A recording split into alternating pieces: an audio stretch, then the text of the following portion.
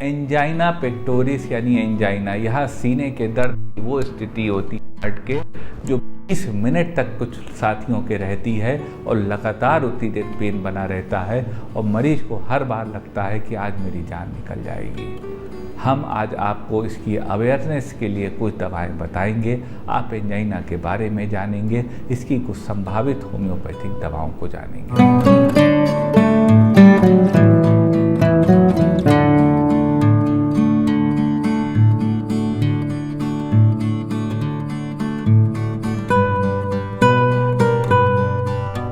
नमस्कार साथियों, डॉक्टर उमंग Khanna homeopathic clinic के इस प्रोग्राम में आपका एक बार फिर से स्वागत है। साथियों, आज हम बात करेंगे एंजाइना यानी एंजाइना पेक्टोरिस की।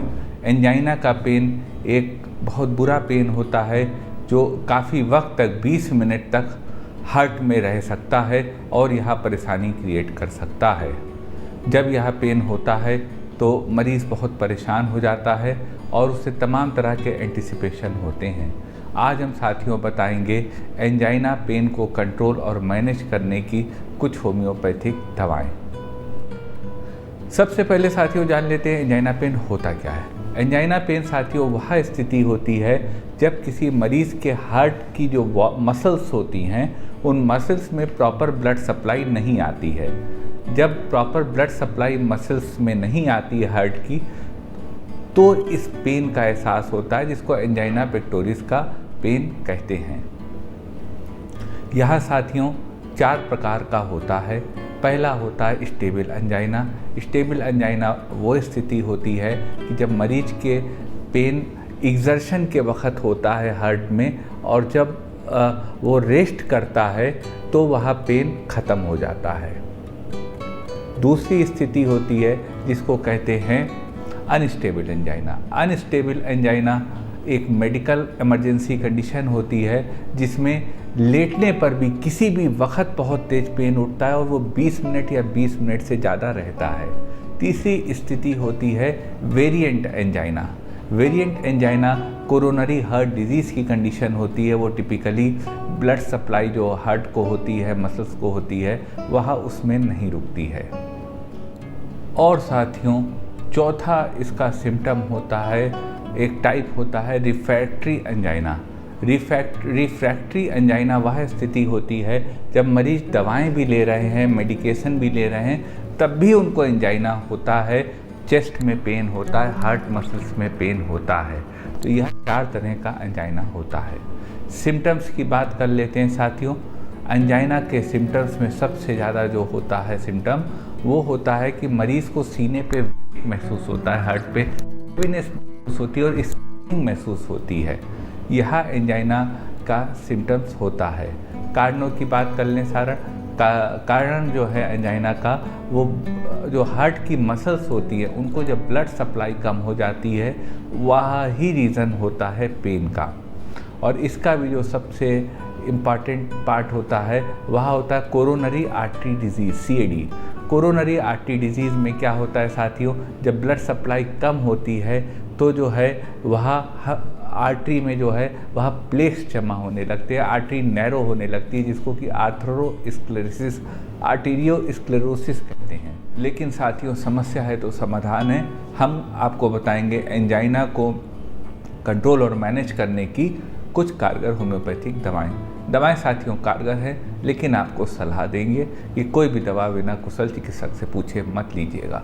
तो चलते हैं उस सफ़र पे जिस पे आपको बताते हैं एंजाइना या एंजाइना पेक्टोरिस को मैनेज और कंट्रोल करने की कुछ कारगर होम्योपैथिक दवाएं।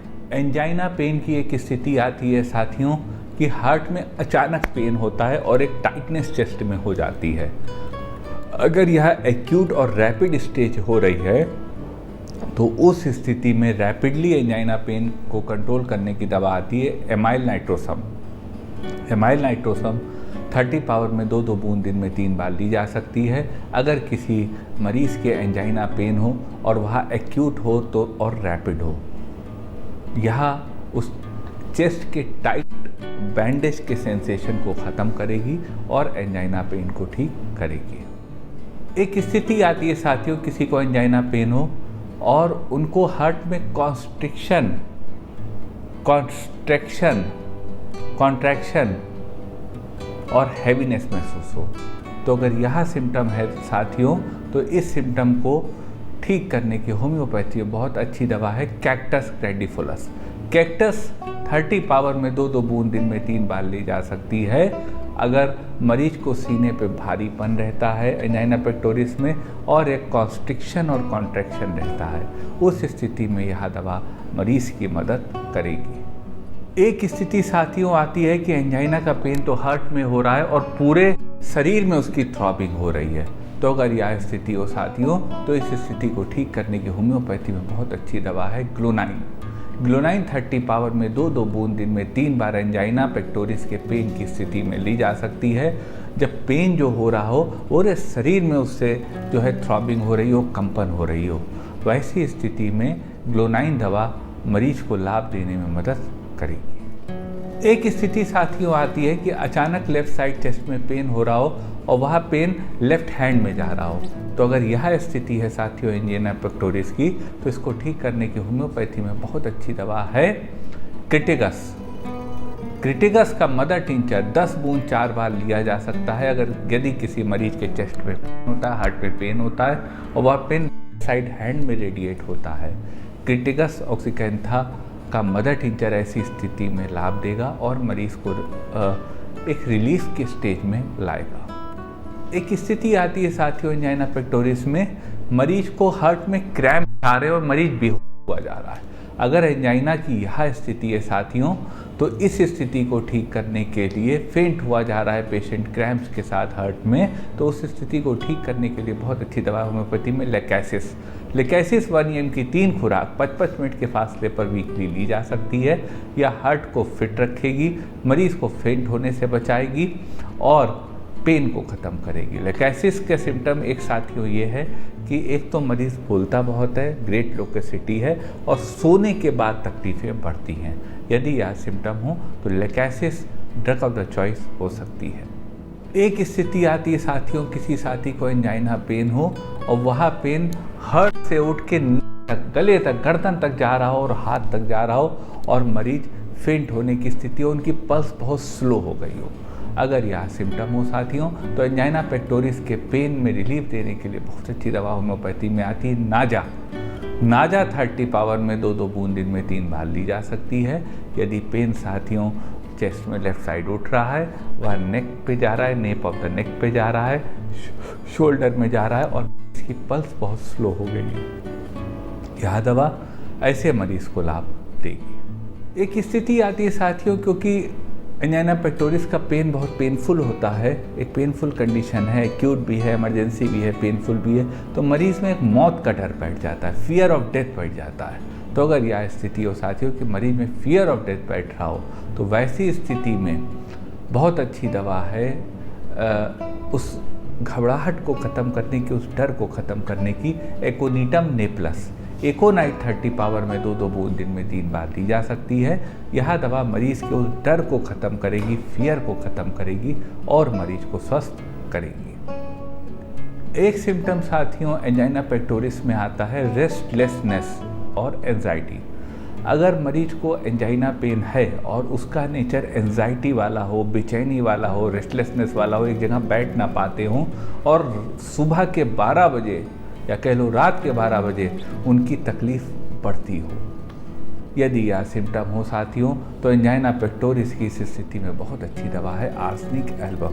आर्सेनिक एल्बम एंजाइटी ख़त्म करती है, रेस्टलेसनेस ख़त्म करती है, बेचैनी ख़त्म करती है जो रात के 12 बजे होती है। साथ में डायबिटीज़ की आर्सेनिक या डायबिटीज़ से जो कंप्लेंट्स अराइज होते हैं उसकी बहुत अच्छी दवा है। तो आर्सेनिक एल्बम को 30 पावर में 2-2 बूंद दिन में 3 बार लिया जा सकता है। इस मर्स का मरीज बहुत फास्टिडियस होता है, बहुत ऑर्गेनाइज्ड व्यक्ति होता है। अगर तस्वीर टेढ़ी लगी है तो उसको सीधा करेगा, यह इसका मेंटल सिम्टम होता है। एक स्थिति साथियों एंजाइना पेक्टोरिस में आती है कि मरीज़ को धड़कन और चुभन महसूस होती है। हार्ट में अगर स्टिचेस महसूस हो रहे हैं, चुभन महसूस हो रही और धड़कन बढ़ रही, पैल्पिटेशन हो रहा है, तो उसको ठीक करने की होम्योपैथी में बहुत अच्छी दवा आती है स्पाइजीलिया। स्पाइजीलिया 30 पावर में 2-2 बूंद दिन में 3 बार ली जा सकती है। यह दवा ऐसे मरीज को लाभ देगी, मरीज को ठीक करेगी और एंजाइना को कंट्रोल करेगी। एक स्थिति साथियों आती है, एंजाइना की एक वर्स्ट कंडीशन होती है कि पेन उठता है और एकदम से हार्ट का पैल्पिटेशन कम हो गया, धड़कन कम हो गई, मरीज बेहोश हो गया। तो वैसी स्थिति में एक प्रयास करा जा सकता है, एक दवा दी जा सकती है ऐसे मरीज को, वह है सिमिसिफ्यूगा।